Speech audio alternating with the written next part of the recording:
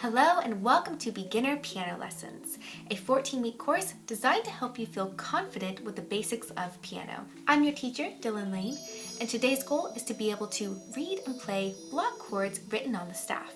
Before we get started, make sure to download a free sample of my Beginner Piano Lessons ebook, which I will place a link to in the description box down below. For every video in this course, there's a related page in the ebook containing color-coded examples, pictures of my hands on the chords, simplified definitions, as well as links to the related videos. In Lesson 21, we learned that block chords occur whenever all of the notes in a chord are played at once. And in Lesson 14, we learned that the notes C, E, and G form a C major chord. This is what a C major block chord sounds like. Let's take a look at how the C major block chord is notated on the staff. Notice that there's a C one ledger line below the treble clef staff, which is middle C. There's an E on the first line of the treble clef staff. And there's also a G, which is on the second line of the treble clef staff.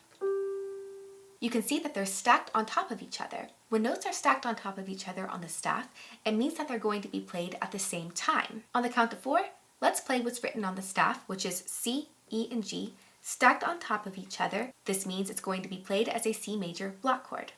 1, 2, 3, 4.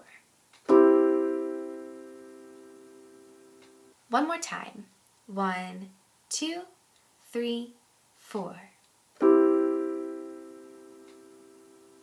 Moving on to the G major chord, we know that the notes G, B, and D all make up the chord G major. On the staff, G is notated on line 2, B on line 3, and D on line 4. Again, they're all stacked on top of each other, which means we're going to play them at the same time. 1, 2, 3, 4.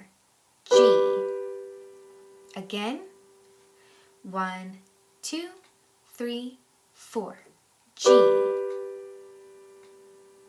Let's switch to our left hand and try reading a few block chords in the bass clef. Starting with A minor, we know that A minor is made of A, C, and E. A is notated on the first space of the bass clef, C on the second space, and E on the third space.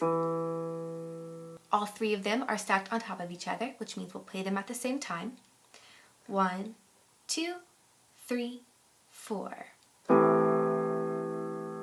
Again. 1, 2, 3, 4.